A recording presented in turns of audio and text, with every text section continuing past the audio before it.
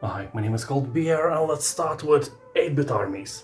If Command & Conquer spent the night with Minecraft, 9 months later 8-bit armies would be born. This is a fast-paced RTS, a very colorful strategy arcade game that is easy to learn for players of all skill levels, so even for you. Here you will collect resources, build up and defend your base, amass your army of tanks and planes, and ultimately crush your opponents. Here you'll find 25 offline campaign missions, 12 co-op missions to play with your mother-in-law, and 10 multiplayer maps that support up to 8 players online. Although speaking about players online, you rarely find more than 10 in total, so if you want to play multiplayer or co-op, you will need a friend or some stranger from Discord. But if you don't have any friends, and of course you don't, keep in mind that the game also has pretty good AI you can play with or fight against. Not as good as Skynet, so it won't take over the world, but it can take over your dignity, so be sure you are up for the challenge. 8-bit armies is easy to understand and is user-friendly. Also, it is a really well-aged game. Marvel's Spider-Man, Miles Morales.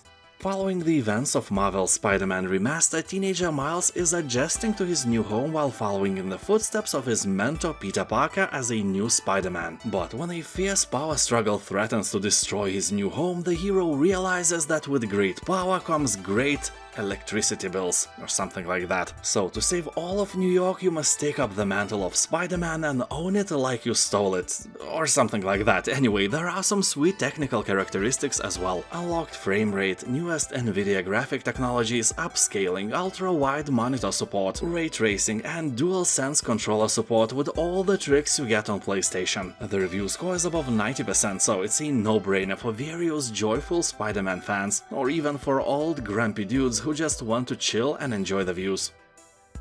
Squad. This is a tactical military action first-person shooter. Here you can compete in massive scale 50 versus 50 battles and work with your teammates. So basically there are a lot of dudes who can just snipe you the moment you show yourself out in the open. Make sure that your patience is strong. Here you'll find a wide selection of realistic faction-specific weapons and vehicles, allowing you to build your own equipment that best suits your preferred tactics. The game features 13 factions, 24 huge maps, and a massive arsenal of weapons and vehicles. The combat here was designed to provide the most fun, immersive, and authentic infantry experience possible. Well, the game has around 80% positive reviews, so I would say that is a success. Cool thing is an in-game communication system that allows you to talk to other soldiers locally, in squad, between squad leaders, or even to the overall team commander. You know, shout atrocities, get banned, the usual. Just be sure that you have a nice PC, because the game is not very optimized and can melt your hardware quite easily.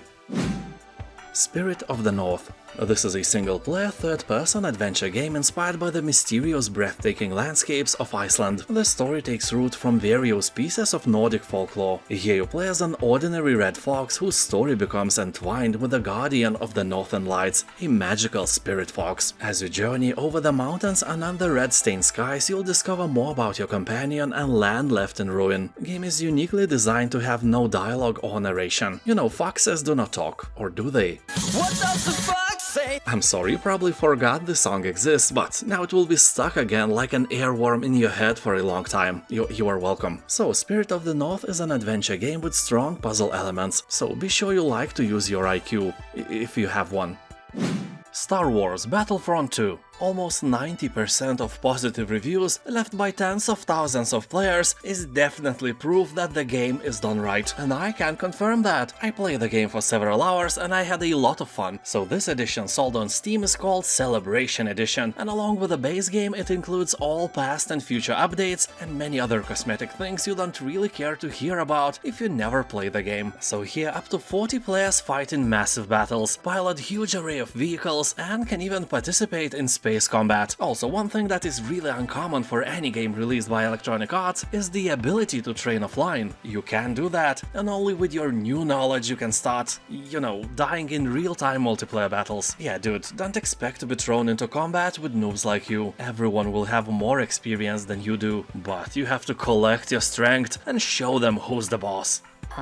Probably not you.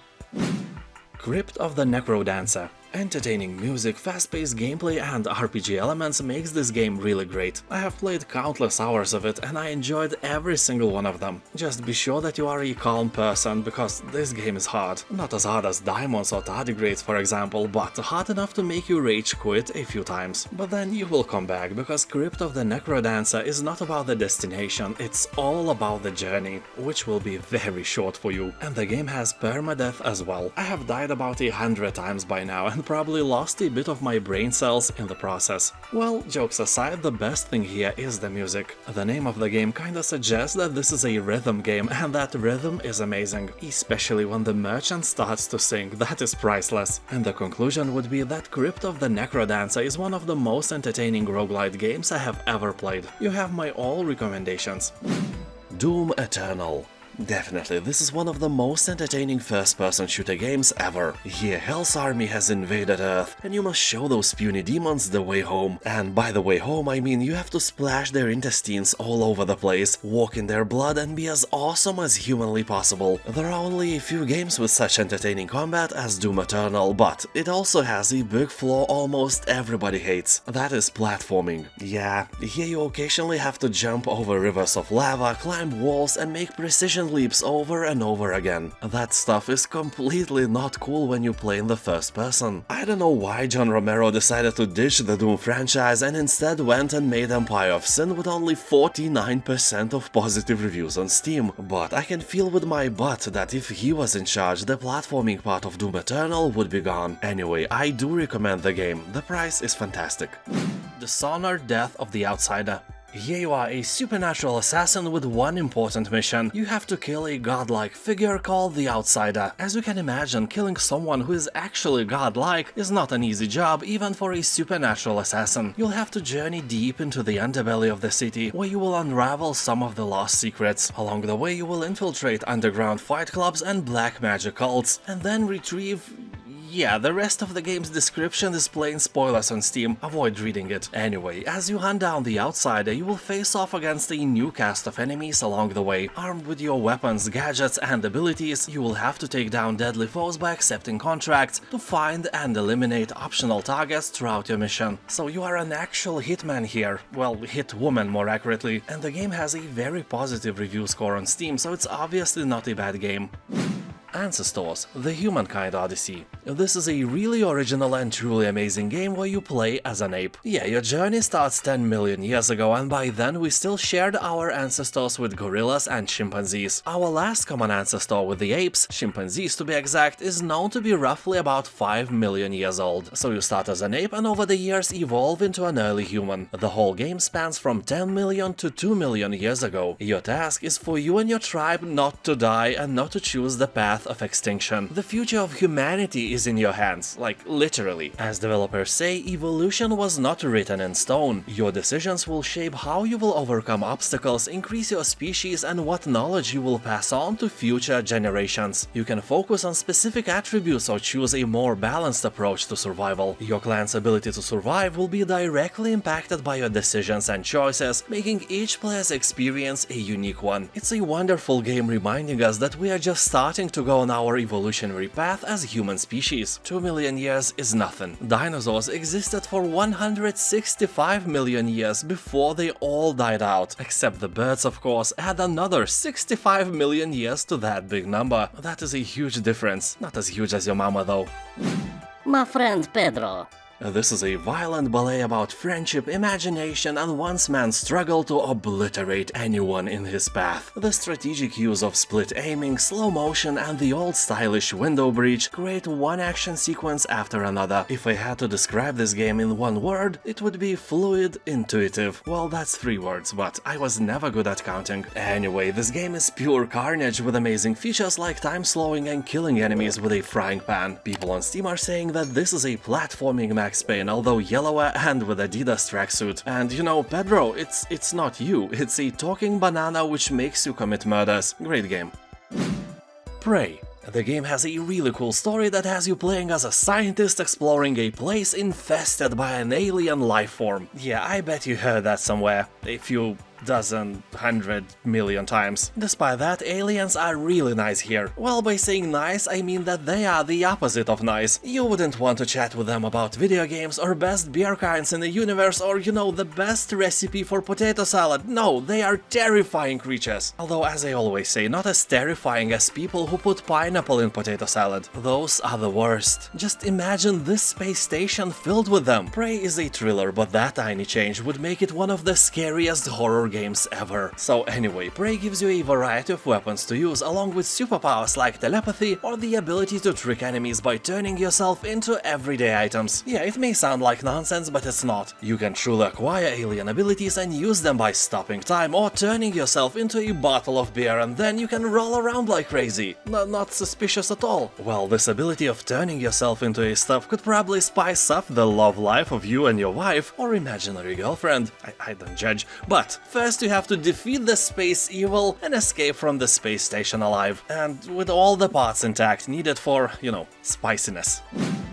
For Triumph. This is a hybrid between Heroes of Might and Magic and traditional XCOM-centric games, meaning that you have a large world map where you can free roam and search for various treasures, and the battle map where all the action is happening, and there you can actually utilize your surroundings. Every tree or boulder is a potential weapon in battle, so here you will lead a band of heroes with different skill sets through a witty and funny fantasy plot. Yeah, the game doesn't take itself seriously, but that sometimes can be repulsive for more serious players. The game looks and feels like a cartoon, but the difficulty is not childish, believe you me. I played it on normal and it felt like a nightmare. Although if you are used to getting free games from Epic, check your library, you may already have it.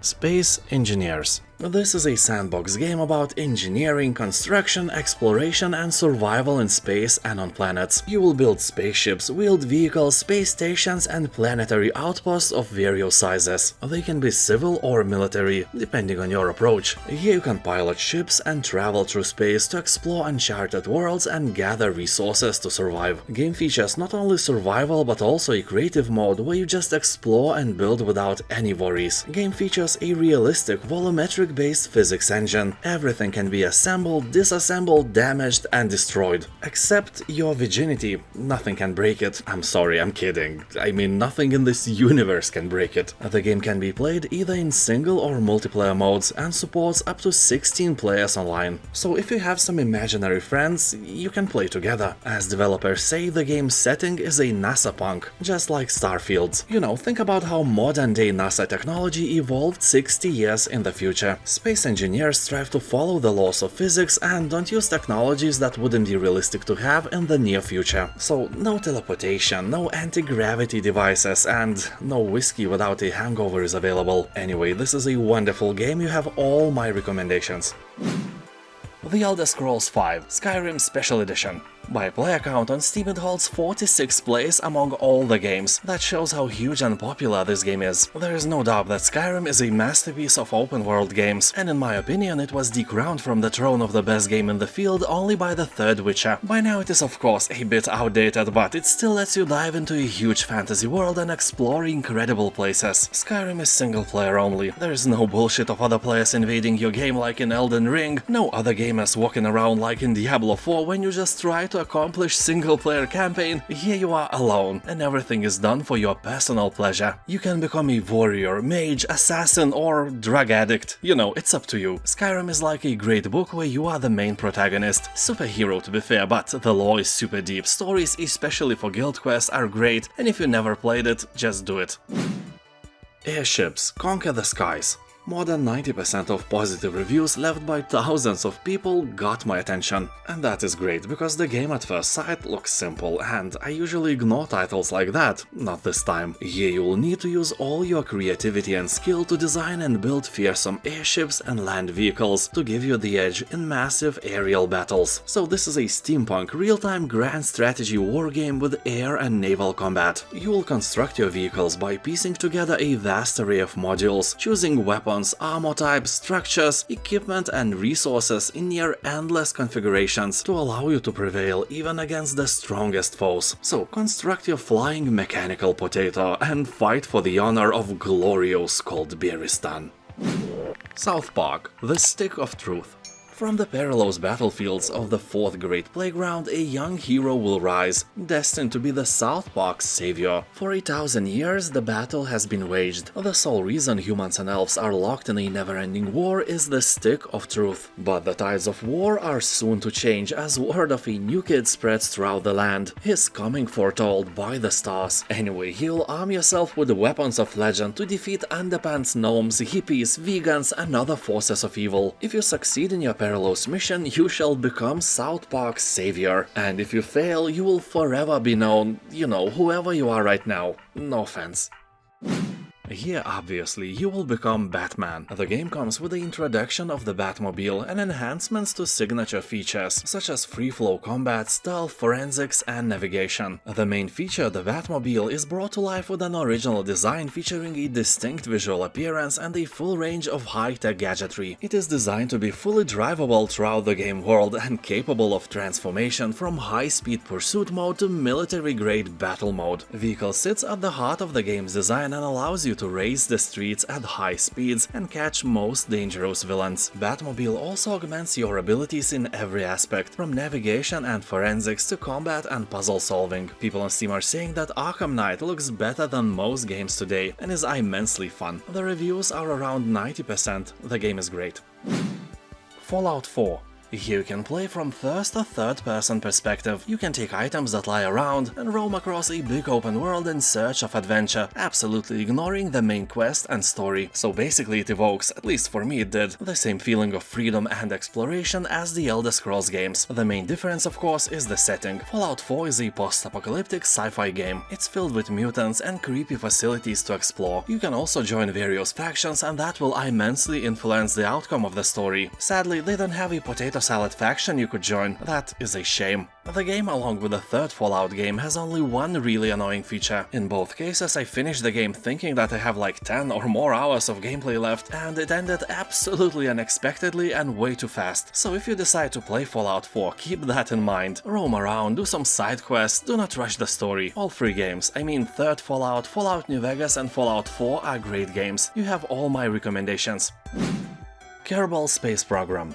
While the second part of the game is still a disaster, the first part will never fail to entertain us. This game is fun, but also it is very hard. Here you will have to create your own spaceship, and rocket science is anything but easy. It's not your sister. Wait, what? Anyway, building a spaceship here reminds me of creating abominations in Spore. Every detail can be scaled, turned, and attached to another detail, so you have to do everything right in order to take a space flight. The game has a really good physics engine, so you can take off successfully with a giant unicorn or something, but if you practice enough, you can send a giant potato salad bowl to the moon. Nah, you probably can't, but you can try.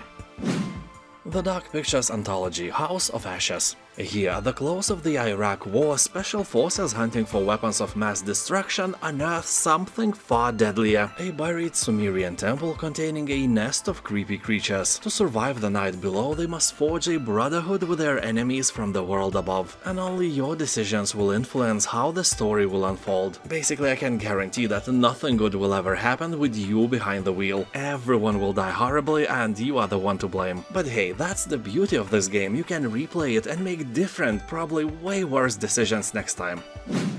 Barotrauma. Here, in the not-too-distant future, humanity has fled to one of Jupiter's moons. With its irradiated icy surface, life can only be found in the ocean below. You'll travel through a punishing underwater world and discover what lies in the depths of Europa. Basically, this is a 2D co-op survival horror submarine simulator, one of the most casual genres, no doubt, inspired by base-building games like RimWorld or Dwarf Fortress. Also, it has a fun mode quite similar to Among Us. One of your crewmates may be a traitor. So, as you can see, Barotrauma has nothing to do with poor guys getting traumas in a local bar. Game has above 90% of positive reviews, and people on Steam are saying that this game is filled with stupid jellyfish and can be played by everyone with developed brains, meaning that it's not for kids, but you can play it with your grandma. Ghostrunner 2. In the second part of this legendary game, you will adventure through a post-apocalyptic cyberpunk future. It takes place after the fall of the Keymaster, a tyrant who ruled over Dharma Tower, which is the last refuge of mankind. Now you have to take on the violent AI cult that has assembled outside the tower and shaped the future of humanity. Their only demand is that humanity should put pineapple in every bowl of potato salad. Blasphemy! An absolute heresy, so you should eradicate this cult once and for all. So here you'll find new katana combat mechanics, a deeper exploration of the world beyond Dharma Tower, non-linear levels with complex motorbike sections, new modes and all the action you loved about the first part of the game. Plus boss fights are more interactive, giving you freedom to choose how to survive battles against the toughest opponents. The review score is very positive and everyone is praising great voice acting, intriguing story and saying that if you like the first part, there is no way that you won't like the second as well. Thalassa, Edge of the Abyss. I am almost sure that you never heard about this game. It is not favored by Steam algorithm in any way. So as developers say, this is a single-player, first-person psychological drama set in 1905. And for me it is kinda obvious that this is a walking simulator as well. Nothing bad with that. Just keep in mind that here you won't be running shooting Cthulhu minions. Any minions to be fair, because the game is set in our reality and has almost no fantasy elements. So here you will explore a sunken vessel and try to crack its secrets. Just don't read the game's description on Steam, the first part is a spoiler fest. Another case of saving money on a good commercial writer. They never learn. Anyway, this looks like a really fun game. Monster Sanctuary. Some time ago something happened and platformer games started to develop deepness. Monster Sanctuary is one of those examples when you put a huge interesting game into a 2D side-scrolling setting. Basically it's sort of a Pokemon game where you collect various monsters and use them for your own interest and pleasure. They do all the hard work for you and you gain all the benefits, so they are basically your slaves and have no free will of their own. They have to serve their master overlord and never think about returning to nature ever again, because once you enslave them, that's it, they are bound to your will, and somehow here, you are still a good guy. Impaler. This is a minimalist retro arena shooter with spikes. You'll summon spikes to slay monsters, build barriers and reach higher ground. The game is challenging, rewards movement, and each run feels different thanks to roguelike elements. Here you'll overcome the increasingly difficult hordes of monsters by upgrading your weapons and abilities. The game has a retro art style and really not bad soundtrack. Also, developers use their own engine, so the game feels really smooth. Basically, if you feel nostalgia for classic Doom or Duke Nukem games, Impaler is a wonderful choice. Also, the price is a joke even without a discount. The game is short, only about 2.5 hours, and can be completed in a single sit-down any evening, which is great. Borderlands 3. You blast through weird worlds and enemies as one of 4 World Hunters, the ultimate treasure-seeking badasses of the Borderlands, each with deep skill trees, abilities and customization. So in this looter-shooter RPG you will play solo or join the battle with friends to take on an epic enemies, score loads of loot and save your home from the most ruthless cult leaders in the galaxy. With bazillions of guns and gadgets, every fight is an opportunity to score new gear, and that gear is more than crazy. Firearms with self-propelling bullet shields? Check. Rifles that spawn fire-spewing volcanoes? Obviously. Guns that grow legs and chase down enemies while cursing? Yeah, got that too. On Steam, Borderlands 3 is an owner of very positive reviews, so it's a no-brainer if you like shoot and loot. Just grab the game and be happy. Make your enemies unhappy by making them die. Golf Club Nostalgia. Here the rich fled to Mars, but sometimes they venture back to a desolate Earth for a round of golf. Each hole in the wasteland offers its own little story and possible puzzle to sink the perfect shot. You will play through destroyed brutalist monuments, crumbling shopping malls, and abandoned museums with neon signs. The game has a great soundtrack as well as personal stories broadcasted on Radio Nostalgia from Mars. The station caters to citizens of Mars as they dial in to share their memories of Earth. A smooth-voiced radio DJ keeps the show flowing with updates and announcements, hinting at a not-so-glamorous life on Mars. This is a unique and beautiful game really worthy of your attention. The Witcher 3 Wild Hunt. This is probably the best fantasy open world RPG ever created, and I doubt that I could find anyone who at least never heard of it. Well, at least inside the Western influence hemisphere, it's a true legend. On Steam it has more than 600,000 reviews, and 96% of these people recommend this game for you. And I don't know who are the 4% who didn't like the game. I scrolled for like 5 minutes through hundreds of reviews and failed to find any explaining why, although I finally found one. Dude said that he doesn't like developers anymore after the flop of Cyberpunk 2077, which is honestly a good game by now, and that's why he gave a negative review for Witcher 3. That is not serious. And my friendship with Witcher Geralt started way before any of the games were released. I read the book when I was a teenager, and after many years I even got Andrzej Sapkowski to sign it for me when he was visiting Lithuania for some book fair or something. And we also spoke for like 20 seconds as well. Never washed my mouth in years after that. Anyway, the game has an incredible story, super fun gameplay, and a huge dark fantasy open world to explore. The coolest thing is, of course, your profession. You kill monsters for money, so you can just travel around the map and fulfill contracts ignoring the main story as long as you want or as long as you can get a new contract. And every single monster hunt is a handcrafted mission with different outcomes and sometimes hard moral choices. Third Witcher is probably the best game I have ever played. Eastshade. Nothing shady about this game, in fact it's hard to find some darker corner here. You are a traveling painter exploring the island and capturing the world on your canvas. Talk to the inhabitants to learn about their lives, make friends and help those in need. Visit cities, scale summits, unearth mysteries and discover forgotten places. This is a peaceful open world exploration adventure where you will compose paintings anywhere in the world. You will offer them to locals to unlock secrets and gain items. Also you will have to acquire crafting materials and schematics to surmount obstacles and solve quests. People on Steam are saying that this is one of the most beautiful games they have ever played, and most only wish that it was like at least 5 times longer. Cyberpunk 2077.